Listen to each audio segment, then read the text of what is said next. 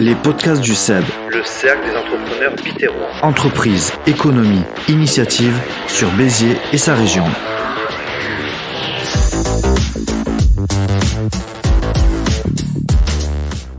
Bienvenue à toutes et tous dans les podcasts du CEB, c'est la saison 2, épisode 8, c'est parti.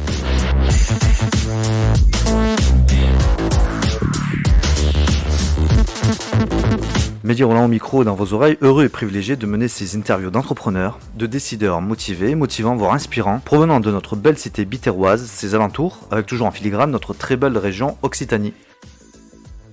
Aujourd'hui nous sommes au campus situé à Quai-Portneuf, c'est l'école Ruffel. Nous allons retrouver dans un instant Stéphane Renaud.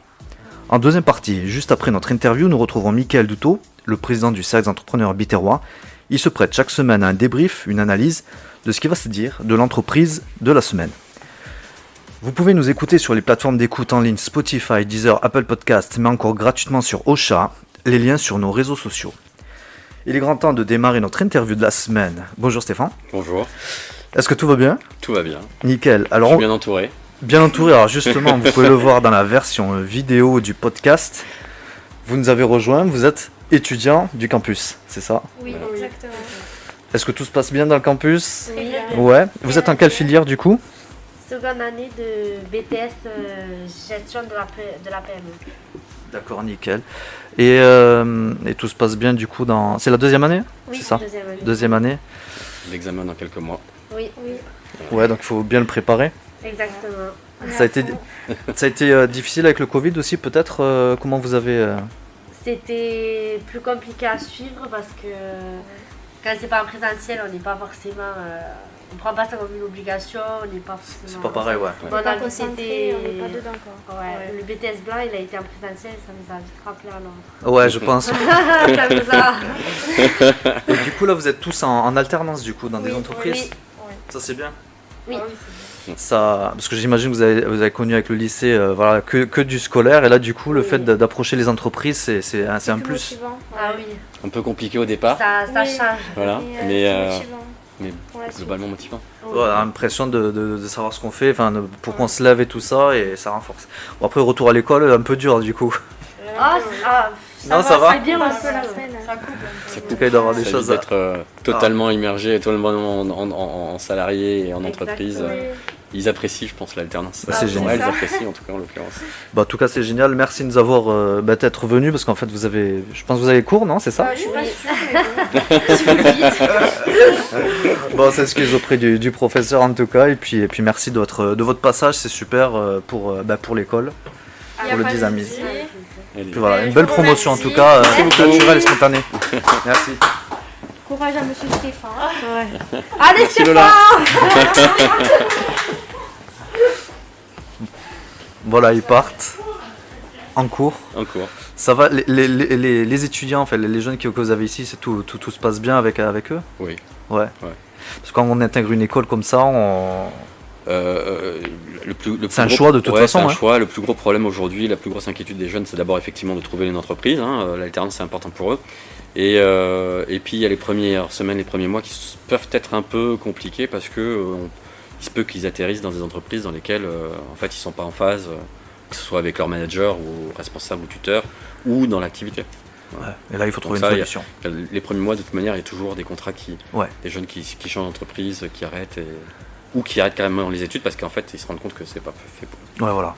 C'est pas plus mal. Enfin, en tout cas, de rebondir après sur autre chose. Tout à fait. Et voilà, on va parler du coup du campus, également de toi, de ton expérience, le parcours peut-être. Oui. Si tu peux te présenter du coup. Donc je suis Stéphane Renaud, je suis actuellement responsable du pôle entreprise au sein de l'école Ruffel. Le pôle entreprise en fait on travaille en binôme avec Coralie Castagnier, peut-être qu'il vient d'en faire un petit passage. Peut-être, ouais, un petit on coucou l'a tout fait à avec grand l'heure. plaisir.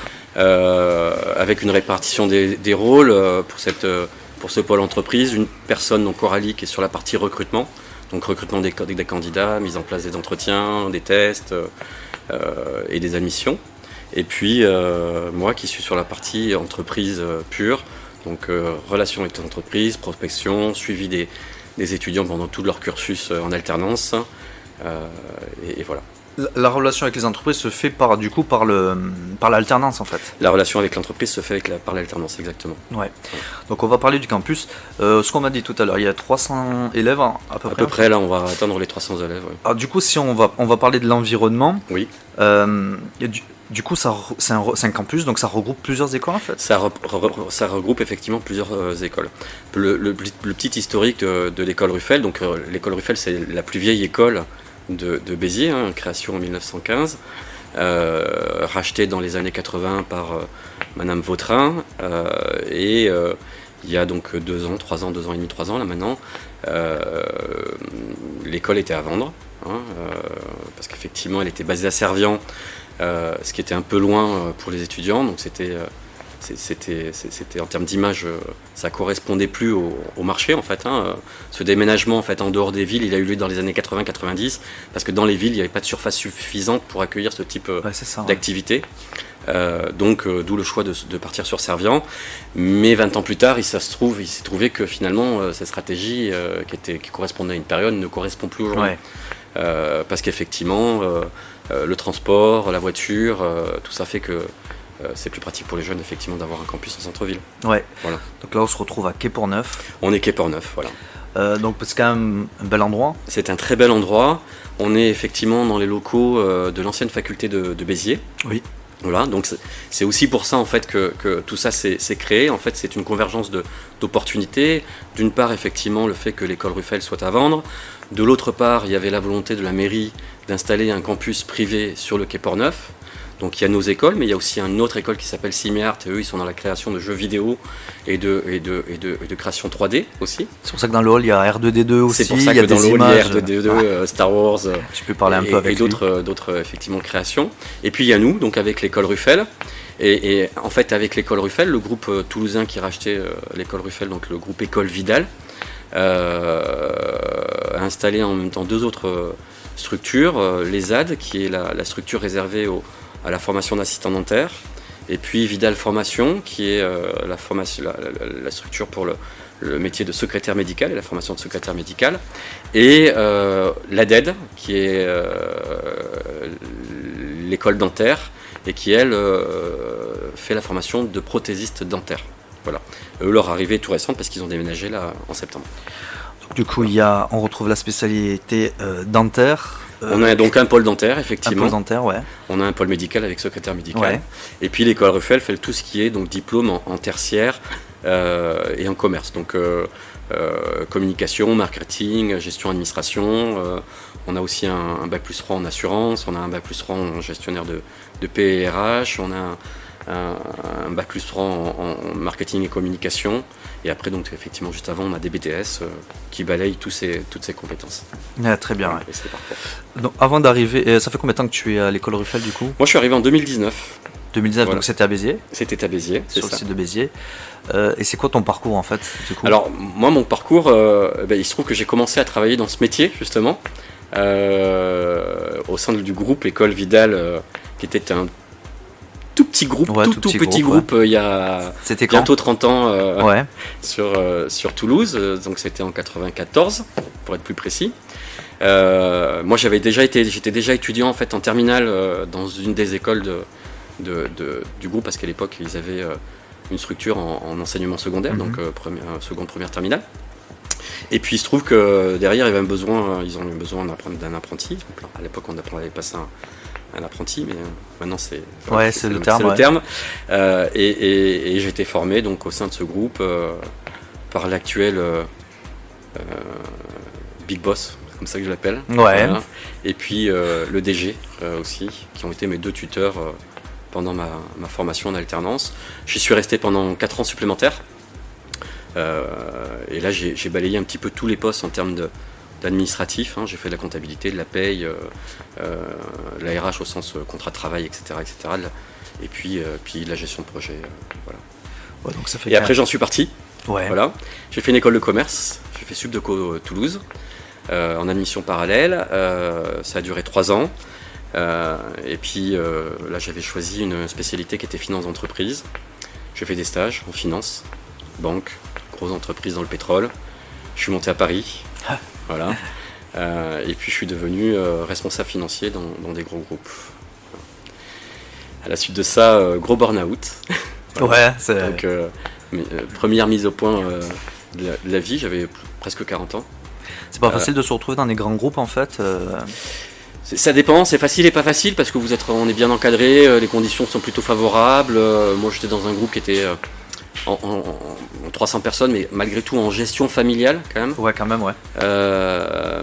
Moi j'avais une de mes collaboratrices, sa mère travaillait dans l'entreprise avant. Et elle a passé sa vie, les 40 années de sa vie dans cette entreprise. L'ancienneté moyenne était à 20 ans, donc ce qui est quand même exceptionnel dans ce genre de boîte. Donc bien, mais en termes de valeur, ça correspondait plus. Ouais. Voilà. T'avais fait peut-être le tour aussi. J'avais fait le tour, mais je pense que c'était beaucoup une question de valeur. Ouais, de valeur, ouais. Ouais. Voilà. Non pas que la boîte en elle-même n'était pas bien, mais je considère aujourd'hui, en tout cas à ce moment-là, j'ai pris conscience d'un certain nombre de choses de ce qui se passe dans les grands groupes, voilà, dans ce monde très financiarisé.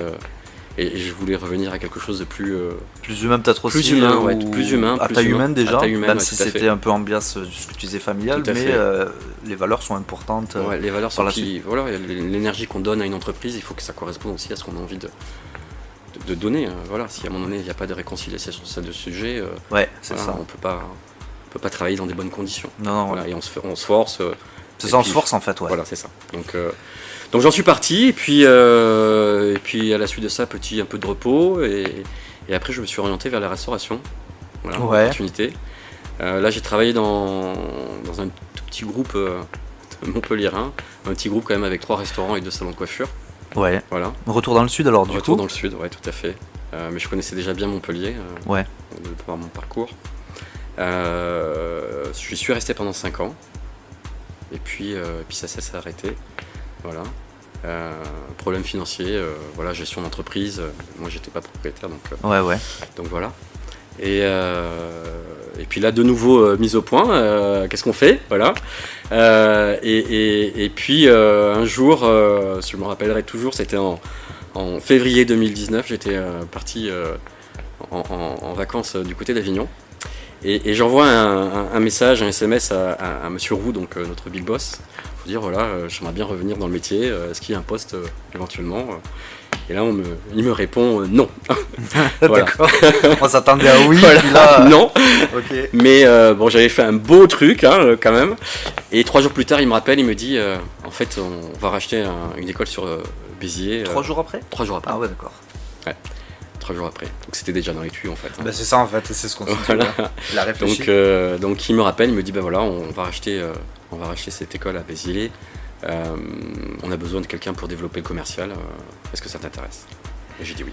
Ouais, et puis du coup, avec tes expériences aussi, du coup, ça. Oui. Parce qu'en fait, dès que je suis parti de Paris, j'ai mené une réflexion sur effectivement ce qui se passe dans notre société, dans le monde au sens large, toutes les problématiques qu'on connaît, l'éducation, l'environnement, le bien-être au travail, le type de structure aussi juridique qui permettrait d'aller vers un paradigme un petit peu différent. On a les scopes, on a les SKIC, il y a tout un tas d'outils qui peuvent permettre, d'avoir une relation au travail qui est un peu différente, une répartition des richesses qui est aussi différente. Et puis aussi, je me suis beaucoup intéressé à l'éducation alternative, donc ce qu'on appelle aujourd'hui les écoles alternatives, avec les méthodes Montessori, les méthodes qui sont à l'écoute en fait de l'enfant et non pas l'inverse, c'est-à-dire que c'est pas la structure qui descend vers l'enfant, c'est l'enfant qui s'adapte en fonction de ses compétences, de ses moyens et surtout de ses affinités. Parce qu'aujourd'hui, on a une éducation qui est standardisée. De toute manière, on l'entend tous à la télé en permanence. Le niveau aujourd'hui est catastrophique. C'est ce qu'on reproche, du coup. Oui, mais il y a une volonté politique derrière. Voilà, nous, quand on récupère des gamins en Bac+2, donc, ils arrivent en BTS, ils savent pas, ils écrivent mal. Oui, c'est ça, ils font des fautes. Ils n'ont pas de culture générale et c'est pas leur faute. Je les blâme pas. C'est l'école. C'est le résultat de l'école. Je me dis, il y a quelque chose qui va pas parce que nous, ce qu'on nous a appris à l'école, c'est l'école émancipe. L'école, c'est ce qui permet d'être libérateur, de faire des choix éclairés. Et aujourd'hui, je pense qu'on n'a plus tout ça. On a perdu beaucoup de tout ça, en tout cas. On le sait depuis des décennies, en fait, et on est toujours quasiment, on a l'impression que c'est toujours au même niveau. Voire dans les classements, on va dire européens en quoi, on n'est pas super bien placé. Non, on n'est pas au même niveau, on a baissé. Quand on prend une copie d'un jeune homme des années 30 ou 40 en certificat d'études, et qu'on le compare avec une copie aujourd'hui d'un jeune en bac plus 2, voilà. Ouais. Donc en certificat d'études, on a 14-15 ans, de mémoire, 14-15 ans. En BTS, ils arrivent, ils ont 17, 18, 20. Il y a quand même, quand vous réconciliez les deux, il y a un fossé. Ouais. Voilà. Donc il y a vraiment quelque chose qui s'est perdu. Et ça, je trouve que c'est très dangereux. Parce que c'est le savoir, c'est la connaissance qui fait la société dans laquelle on vit, qui fait la liberté, la démocratie, et qui fait que les gens sont à même ou pas de réagir. On se penche peut-être pas assez sur ce problème-là, justement. On n'a pas le temps, tous. Au niveau politique aussi, du coup. Mais au niveau politique, comme c'est on parce dit... que c'est pas les priorités, en tout cas. Je reprends cette phrase, cette maxime que j'aime bien. Une société qui est en crise depuis 40 ans, ça n'est plus une crise, c'est un système. Ouais, c'est un système qui est en place. Ça devient culturel. Donc les mots sont dits. On va peut-être pas trop s'éterniser sur cette partie-là, mais nonobstant, quand on confie le pouvoir depuis 40 ans à des gens qui nous promettent des choses et que finalement les résultats sont de toujours pires, peut-être à un moment donné, il faut se poser la question de fonctionner autrement. Refaire de la même manière alors qu'on a eu des échecs s'attendre à des résultats différents, ça n'est pas possible. C'est un déni d'intelligence. Ouais, donc là c'est vrai que dans les débats, ce qui se cristallise, on parle pas d'éducation, en tout cas on parle plus de sécurité que d'éducation. On parle plus de sécurité que d'éducation. Peut-être qu'on prend le problème aussi à l'envers, du coup. On prend le problème à l'envers. C'est ce qu'on se dit, puis après on pourrait même débattre sur le livre, sur la lecture, sur le fait qu'on a lâché un petit peu cet outil qui est formidable. Coaching, quand les nouveaux amis qui arrivent, à un moment donné, j'ai un lot de questions que je leur pose, notamment la question c'est si vous vous retrouviez sur une île déserte, quel est le seul livre que vous prendriez? La plupart, 80-90% me disent on lit pas. Ouais, c'est ça. Ouais, c'est révélateur. Non, les chiffres sont vraiment hallucinants. Ouais. Donc, et des choses simples, des dates de Révolution française, des dates d'événements importants de notre histoire, qui ne sont... C'est férié, mais on ne sait pas pourquoi. C'est férié, on ne sait pas pourquoi, on ne sait pas ce que c'est le 14 juillet, on ne sait pas ce que c'est le 1er mai, et vraiment, le 11 mai, le 11 novembre, je veux dire... donc... C'est vrai. Et c'est très inquiétant. Ouais, ça me plaît. Et je pense que l'actualité est en train de confirmer. Ouais, exactement, ouais. Voilà. Parce que je pense que nos grands-parents, sortis de la guerre, si ils étaient en train de vivre ça, jamais ils auraient accepté. Voilà. Et effectivement, ouais, c'est un constat qu'on peut faire, quoi. Et donc du coup, on rejoint tous ces sujets, j'en ai parlé juste un petit peu, sur l'environnement, sur la transformation de la société. Quand vous n'avez pas la connaissance, quand vous n'avez pas le savoir, vous ne pouvez pas être transformateur. Vous ne pouvez pas créateur et transformateur. Ouais. Vous suivez le mouvement. Et comment transmettre aussi, du coup? Si on n'a pas ce qu'il faut aussi, on peut pas... C'est justement comment transmettre. Ouais, c'est ça. En redisant aux jeunes qui sont créateurs de leur vie que, en fait, on a beaucoup plus le pouvoir de changer les choses qu'on ne le veut. Ouais. Et ça peut être très concret, en fait. Ce sont aussi des projets d'entreprise. Que ça soit, par exemple, des idées, on peut en avoir 1000, des millions même. Que ça soit, par exemple, je vais prendre un exemple sur la distribution de l'eau. Aujourd'hui, il y a un gamin qui voudrait monter un business sur la vente d'eau en bouteille, comme on faisait avant. En fait, on vous livrez votre pack avec les bouteilles de lait en verre ou d'eau. Vous récupérez les bouteilles au lieu de les mettre dans le truc qui va casser, qui va réutiliser de la chaleur. Il va falloir fondre le verre, le retransformer, etc. Et puis, circuit court. Ouais, exactement. Voilà. Et puis avec des techniques de filtration d'eau, par exemple, qui sont propres, parce qu'aujourd'hui on sait que dans l'eau il y a du chlore, il y a du fluor, il y a du machin, il y a des pesticides. Aujourd'hui un jeune ou un chef d'entreprise qui voudrait créer, je sais pas, une entreprise dans le textile avec le chanvre, plus de 50 000 produits qu'on peut faire avec le chanvre, pour créer de l'emploi local. On a des terres en plus dans le Biterrois qui correspondent à ce type de culture. Ouais. Donc des business de transformation, Et puis le en fait il y en a plein. Voilà, il y en a plein, c'est ça qui... Moi, c'est sur ça que je travaille, c'est le message que je porte en permanence, c'est que on peut transformer les choses. Voilà. On le voit sur le territoire aussi, il faut s'adapter à son territoire du coup aussi, Oui. parce que à Béziers on n'a pas de grande industrie, on n'a pas de grande usine, etc. Donc, mais on peut créer des choses. Oui. Et il y a des choses sans moyens. Je prends l'exemple de ce jeune là jeune étudiant justement, ça fait écho, qui avait eu l'idée de Blablacar. Ouais. Et tout simplement juste un site internet et puis mettre les personnes en relation et puis ça prend son sens aujourd'hui. Le groupe a été racheté depuis, mais pas grand chose. Mais en tout cas voilà, c'est le fait de créer, d'avoir ces idées là simples, pas investir forcément énormément, un site internet et voilà. Mais en tout cas c'est peut-être que faire prendre conscience aux jeunes, peut-être que ça va faire leur émerger quelques idées et que c'est faisable. Ouais.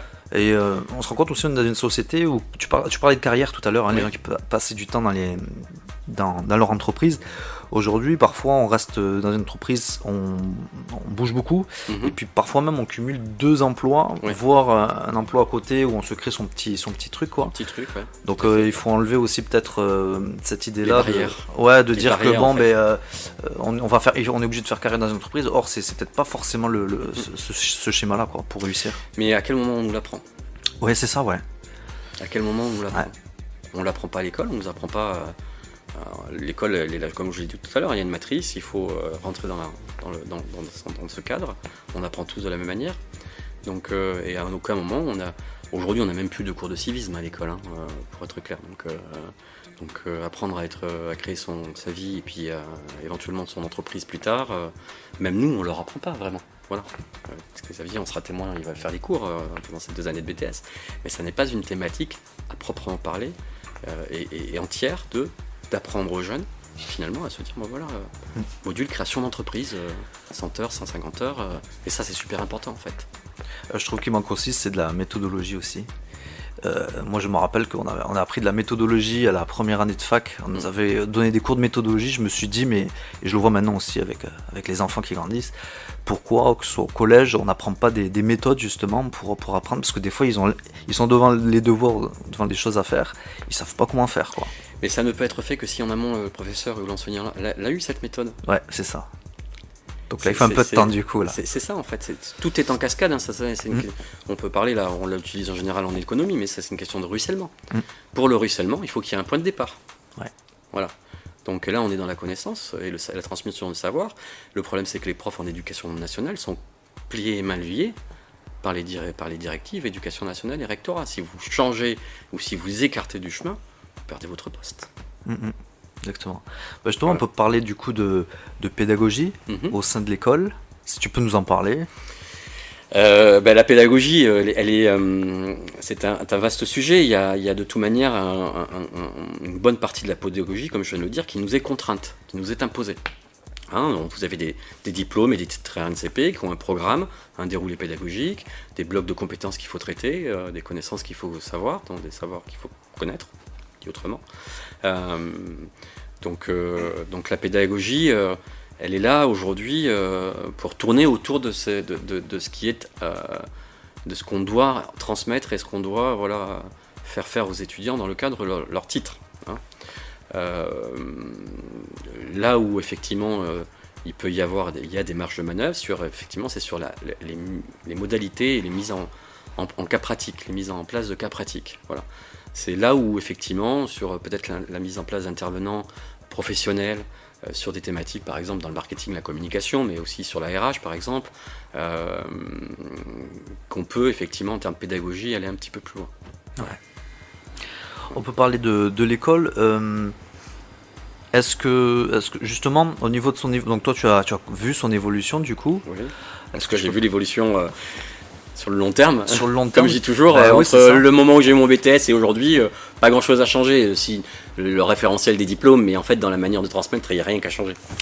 Et le groupe du coup, l'école, il y a encore des attentes.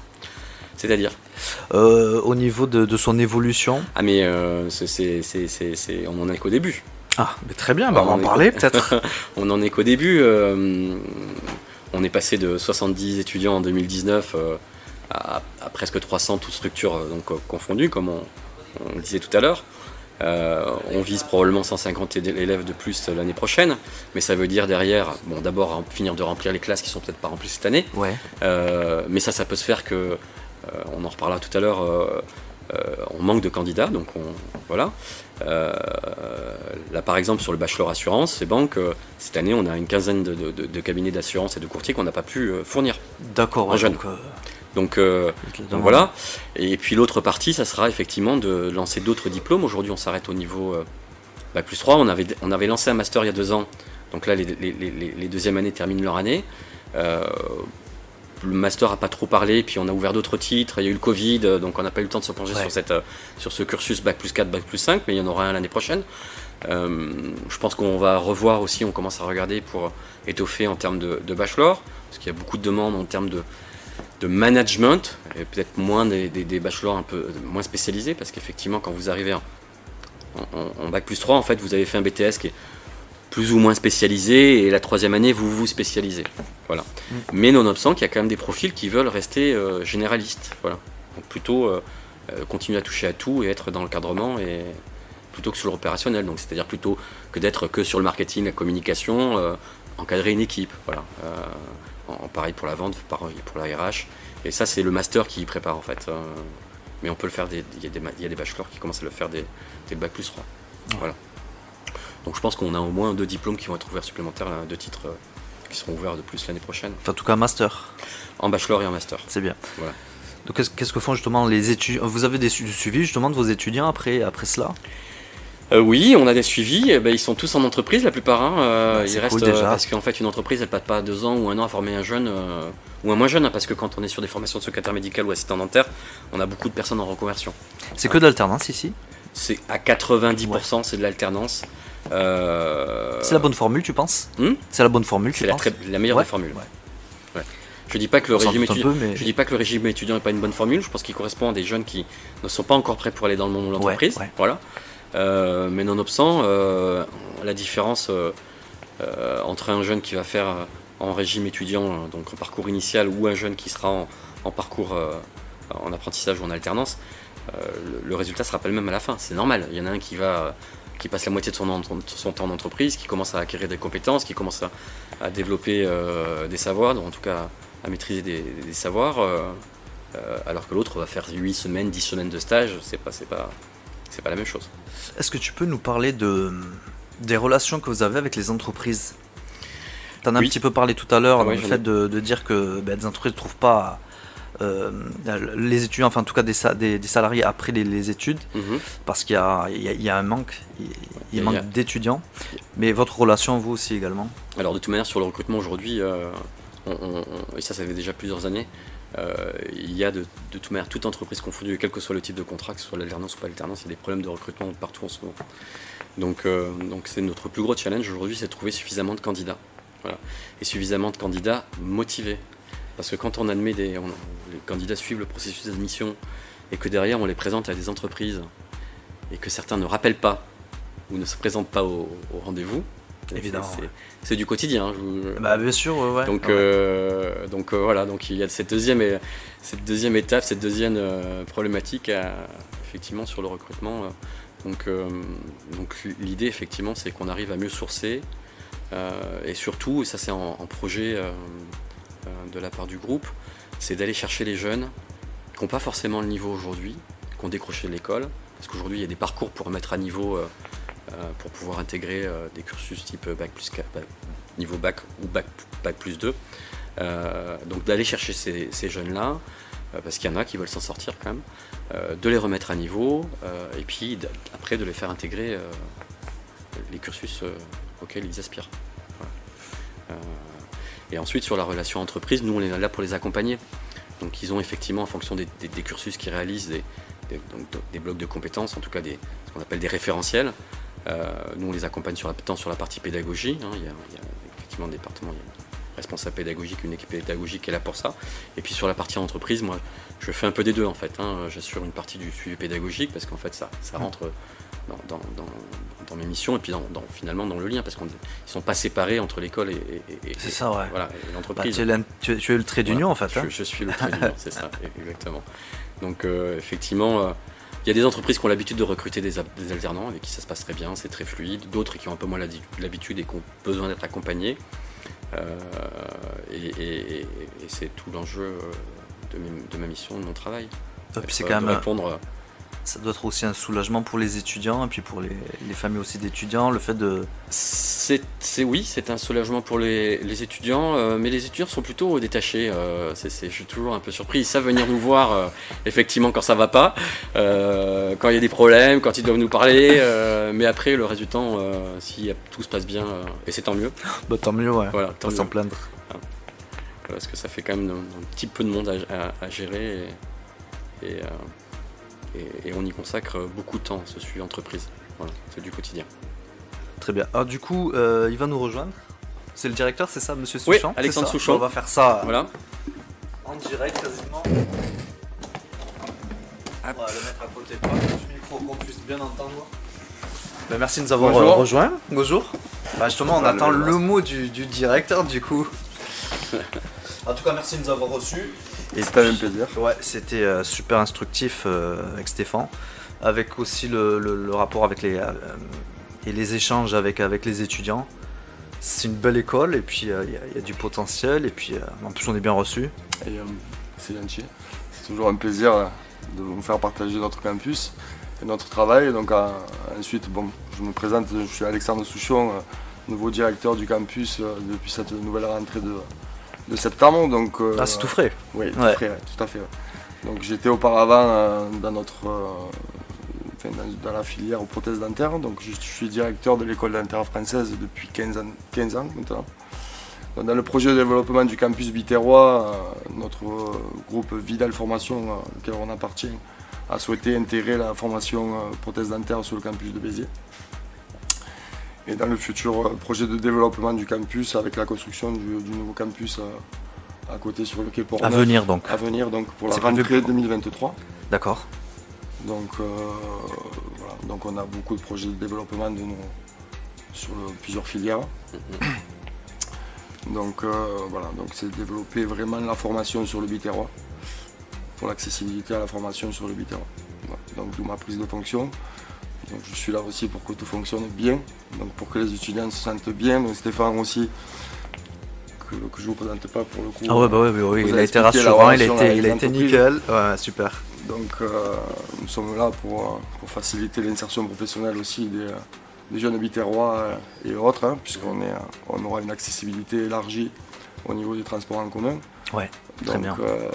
et une résidence étudiante aussi sur place sur le nouveau Ouais, campus. c'est peut-être ce qui manque aussi, les résidences étudiants. Oui, effectivement, en termes de logement, beaucoup d'étudiants n'ont pas la possibilité d'être hébergés sur le biterrois. Donc, Du coup, c'est des étudiants qui viennent de Béziers ou du Biterrois. du grand biterrois, donc on en a un petit peu sur d'autres filières, sur l'état médical, assistant dentaire, qui peuvent venir aussi des Pyrénées-Orientales par exemple, ou de l'Aude, ou même du Gard. Donc on se positionne aussi comme un campus aussi régional. Ouais. On est dans la région Occitanie. Ouais, donc d'où l'importance d'avoir des logements, quoi. Exactement, tout à Ouais, fait. pour accueillir, comme il se doit. Tout à fait. On va peut-être parler avec Stéphane. Comment tu as connu le Michael Duto et le cercle des entrepreneurs biterrois? Alors Michael, je l'ai connu par l'intermédiaire d'Hugo Peguero, qui est au MEDEF. Oui. Hein, voilà, il m'a convié à venir boire le café lors d'un déjeuner entre Francis Pozzo et Hugo, donc ils étaient tous les trois. C'est à ce moment-là qu'on a échangé et Michael, derrière, dans la foulée, m'a proposé le podcast. Ah d'accord, ouais. Voilà. Ça se fait Et en fait, spontanément dans la voilà, discussion. cet échange, l'idée c'est que de toute manière, on a des choses qui sont sur le feu avec Monsieur Roux, donc je vais vous expliquer notre actionnaire principal. Ouais. Puisqu'il est en contact avec au MEDEF, le directeur du MEDEF, Francis Pozzo, oui, c'est ça.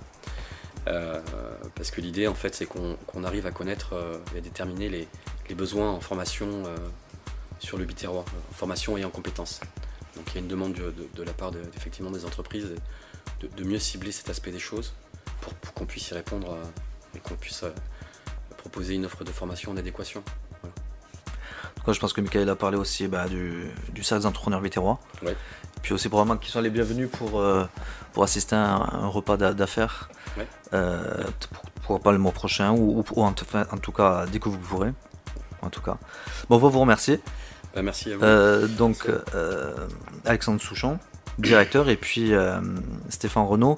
On remercie toute l'équipe aussi parce que on a rencontré du beau monde. Et ton prénom c'est Xavier. Xavier, on remercie aussi Xavier. Coralie qui est passée tout à l'heure. Coralie qui est passée aussi, les étudiants forcément. On peut vous retrouver sur... Vous avez un site internet. Oui. C'est quoi l'adresse? Écoleruffel.com.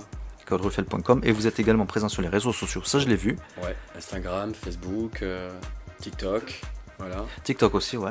Donc. Vous retrouvez aussi le site internet de l'ESAD, donc pour la partie assistant dentaire, et puis le site de l'ADED, l'école dentaire française, pour la partie prothésiste. Nickel. Voilà. Et puis si vous avez l'occasion, vous pouvez venir donc à Quai Portneuf, super agréable, avec les péniches évidemment en face. Vous pouvez rentrer dans l'école et puis demander les renseignements tout simplement. Tout à fait. Voilà. Bon, Tout voilà. à fait. Ben, merci à vous, merci à tous. Merci Mehdi. Et puis à très bientôt. Et à bientôt. Merci. Bonjour Mickaël. Bonjour Mehdi. Nous sommes en studio pour la deuxième partie de notre émission, la rubrique du débrief de l'interview de la semaine. C'est avec vous Mickaël. Tout va bien? Tout va pour le mieux, merci Mehdi. Eh ben, c'est nickel. Pour ma part, j'ai beaucoup aimé cette interview. Belle équipe, bonne humeur. J'ai trouvé Stéphane nickel. Il a parlé de lui, de son parcours, sa fonction. Il a parlé du campus, des entreprises. Alors nous y sommes sensibles forcément. Forcément. Et enfin, vraiment une interview très complète, très juste, très intéressante. Alors, comment vous avez trouvé cet échange et trouvé Stéphane Renaud, Mickaël Dutot? J'ai trouvé cet échange très fructueux Mehdi. Et Stéphane Renaud nous a livré une prestation de qualité en nous présentant l'école Ruffel, à laquelle j'ai vraiment été sensible, pour ne pas dire particulièrement sensible. Nous remercions infiniment Stéphane Renaud, responsable du pôle entreprise, de nous avoir si bien reçus et pour nous avoir parlé avec panache de l'école Ruffel. Nous ne manquons pas non plus de remercier le directeur de site Alexandre Souchon, que nous avons pu voir et entendre en fin de podcast aux côtés de Stéphane, ainsi que Coralie Castagnier, responsable du pôle admission, pour son écoute active, Xavier Chopon, apprenti assistant communication pour sa contribution technique, et les étudiants pour leur bienveillance, dont nous avons pu en voir certaines en début de podcast. Grâce à Stéphane, ancien étudiant, qui a pris ses fonctions en 2019, nous prenons davantage conscience, Mehdi, de cette pépite institutionnelle située au cœur de Béziers, 17 quai de Portneuf précisément, n'étant autre que l'école Ruffel, un institut d'enseignement supérieur privé qui existe depuis 1915, reconnu comme étant l'une des plus anciennes des écoles biterroises. Le campus Ruffel, c'est plus de 104 ans au service de la formation. Il représente plus de 1500 entreprises partenaires depuis 1928, plus de 3500 diplômés et propose 10 cursus différents afin de révéler le talent indéniable de chacun de ses étudiants qui sont, selon leur domaine d'expertise, nos professionnels, nos entrepreneurs, nos dirigeants d'entreprise de demain.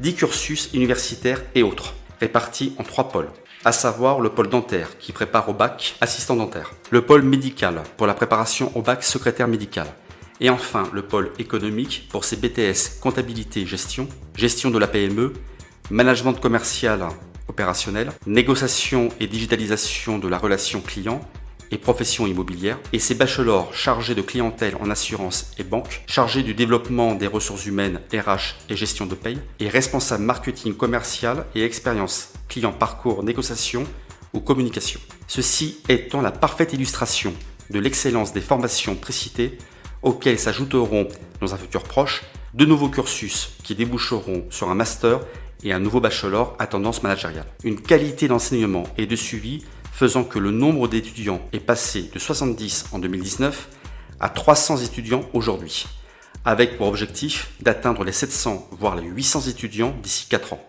En dépit des carences pédagogiques qui demeurent depuis fort longtemps, dont Stéphane nous a fait état, ce dernier a mis en avant le pouvoir de transformer les choses, de faire absolument tout ce qui ne dépend que d'eux. Ce à quoi l'équipe dirigeante, représentée par Stéphane et associée aux enseignants, s'emploie à faire par l'accompagnement pédagogique de leurs étudiants auprès des entreprises durant leur alternance, laquelle représente 90% des étudiants, et le développement de la formation, sans oublier, Mehdi, l'insertion professionnelle de leurs étudiants, sur laquelle ils mettent également un point d'honneur. Et en vue de parfaire leur ouvrage, la construction pour 2023 d'une nouvelle bâtisse pour moderniser le campus avec résidence étudiants est en cours. Nous ne pouvons qu'être reconnaissants envers tous ces acteurs qui composent l'école Ruffel, équipe dirigeante, corps enseignant et personnel permanent confondus, qui n'hésitent pas un seul instant à mettre tous les moyens à la disposition de leurs étudiants, de façon à les accompagner vers la réussite et leur donner, à terme, le privilège de jouir de la liberté d'entreprendre qui relève d'un principe général de valeur constitutionnelle. Merci à l'école Ruffel qui fait partie intégrante du fleuron entrepreneurial de notre belle cité biterroise. Ensemble, parce que l'union fait la force. Merci Michael. Merci à vous Mehdi. C'est la fin de notre émission, merci de nous avoir suivis, merci de votre écoute, que ce soit sur nos réseaux sociaux ou sur les plateformes d'écoute en ligne. N'hésitez pas à prendre contact avec nos invités sur les réseaux sociaux et via les sites entreprises dédiés.